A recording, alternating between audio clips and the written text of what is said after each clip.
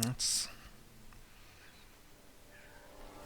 But we're about to find out. So opening both my Now, balcony door and the door to my kitchen might have been wrong decision, because now I have a draft. But anyway, let's suffer through this. it looks like Nightingale is going to be on some kind of sacrifice deck, probably mono green, but it could still be green yellow. And MSB is going to be on this blue red list that we saw so much of yesterday.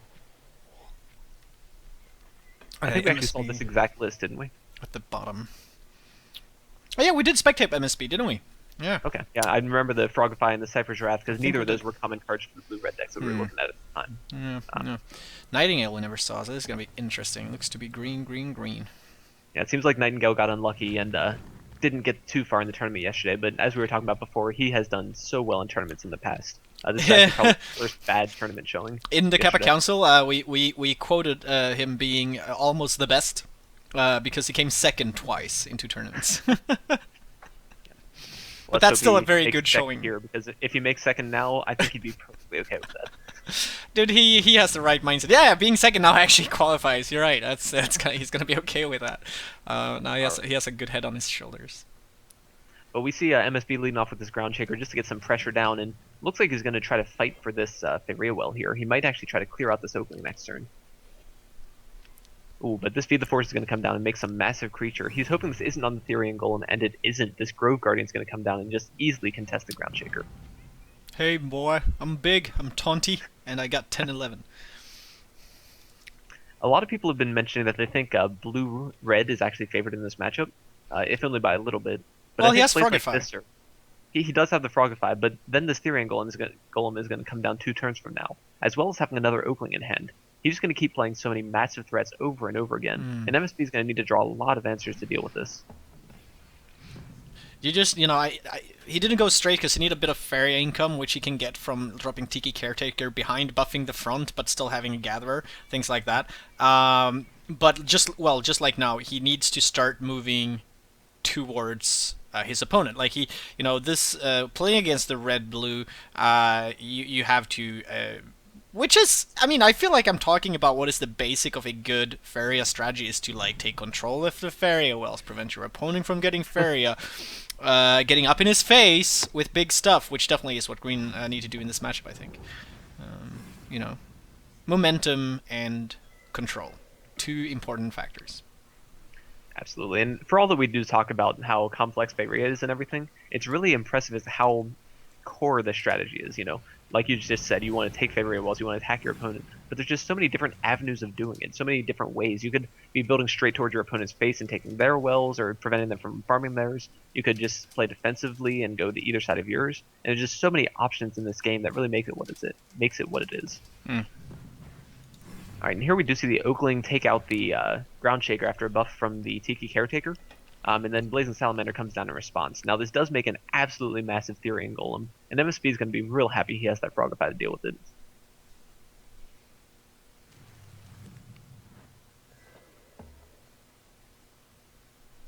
Unless, of course, he burns it on this Verduran Force instead.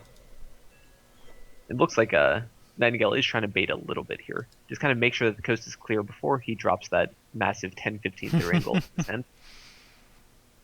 It's smart. I mean, he knows that his opponent is playing Frogify.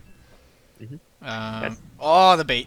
I mean, at the same time, that was a good target for Frogify. There was nothing wrong with that. It's just, unfortunately for him, that there's an even better target on his opponent's end. He doesn't know that. It is kind of interesting how that reading your opponent comes into this. So if MSB had a less efficient answer to this creature, Nightingale would easily just love to drop this Therian Golem, like if he had to attack into it and all that sort of thing.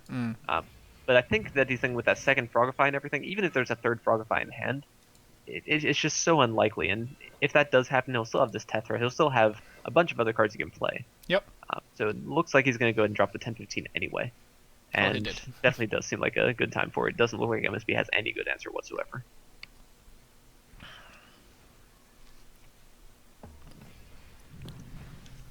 Seems like his plan is just to whittle this down little by little. And that Magda coming is going to be huge. Yeah. And that Magda's going to be able to swing the board very quickly, especially if he draws into a Feed the Forest. Yeah, because I'm like it's kind of tough to play Magda without any way of removing whatever you take control of, because they're under summoning sickness too, so you can't really use them the moment you take them. So one way to do it, could also be to play Magda and buff Magda so that she's harder to remove. Because there's been I've lost track. I think we've seen 2 Frogifies. So we're getting down to the point where how many Frogifies does he run? Like how much transforming can he do in this deck to change Magda? So MSB actually said that he misclicked the ground shaker at some point here. I'm not sure exactly what he's referring to there. I thought that everything seemed to make a little bit of sense, but it might be the placement of the ground shaker as he was stepping forward or something like that I just overlooked. Was that on Discord? Yes, he messaged me through Discord. Oh. But anyway, back to Magda. One thing that Magda can do as well is kind of just buy a turn. And this would actually be a pretty good turn for that. If he takes control of this Bomb Slinger, then sure, MSB has a way to kill the Magda and everything. But if he does that, he doesn't have a way to deal with this 10-5 in his face. Exactly. So we know from looking at the hands that Magda's probably lethal here. But we'll see if Nightingale makes that play, because it does seem a little bit riskier than some plays. Taunt is also a good way. Yep, Taunt is a great way to deal with that. I think I do prefer this play overall. Yeah, and pumping it to make it even more so difficult to get rid of. I think we might see... yeah, he drew for solutions. I don't think he has them. He has 5 Faeria. And, that's a taunt creature. Oh! Flame? Yep. Looks like it's not quite going to be enough. He can't run away to grab the Faeria. He wanted the Cypher Wrath. Yeah, he needed 1 more Faeria. I think he wasn't really doing the math. I think it was just basically making the math play by play, hoping for it to come out right. Yeah, if it's the only line you have to stay alive, then you don't really need to count up the Faeria to see if you can. Exactly. You'll just play it. Yeah, right. True. Okay, so that's that match there. Do you think we'll see MSB switch decks now?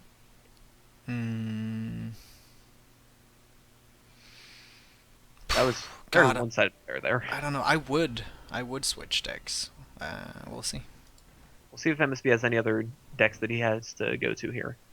It looks like Nightingale switched decks, though. Looks like he's going to be on blue-red. And MSB is still on blue-red as well, so we're going to have a blue-red mirror match. I think from what we saw yesterday, MSB's list was just a little bit more suited to this mirror match. So that might give him a little bit of an advantage here. That's true. Keep the commentary going. 1 second. Sure, just leave it all to me. Okay, so here in MSB's deck, we actually have an interesting inclusion. We have this Caldera Explorer. Now, neutral cards like this can be very powerful just with their sheer versatility, but usually neutral creatures suffer a little bit on stats. However, this Caldera Explorer is a 6/4 for 4 Faeria, which is very efficient, and it still has that flexibility. Once you have those lands out to get them buffed, you'll be able to play them anywhere. Welcome back, screen. I was talking about Caldera Explorer and how amazing of a card it is. It is. Well, you probably just said it. 1/1 control. Versatility to play it on any land once you have the lands and play the. I think it's one of the better explorers that exist. I do like the one that has haste, though. If I will say that if Nightingale is playing Bomb Slingers, it's going to be a little bit poor here, unfortunately, because a Bomb Slinger into an Explorer would be a nightmare.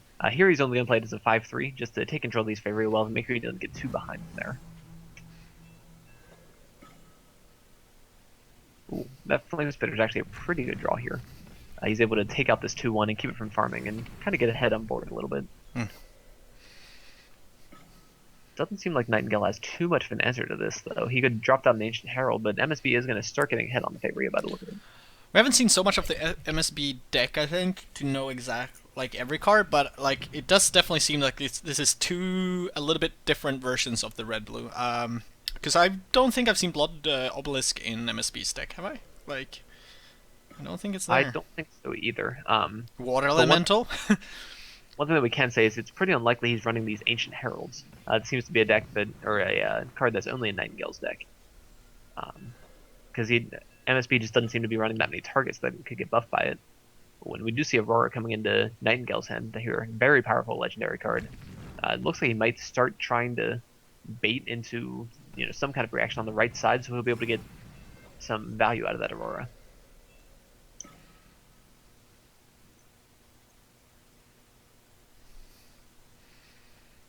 Ancient Herald is interesting. Yeah, so we'll see what the Ancient Herald draws into. If it's something like Gardon, it could just be an absolutely massive swing on this board. Exactly. And you will be able to play it next turn too. But that would absolutely clear MSB's board and just basically give Nightingale the game.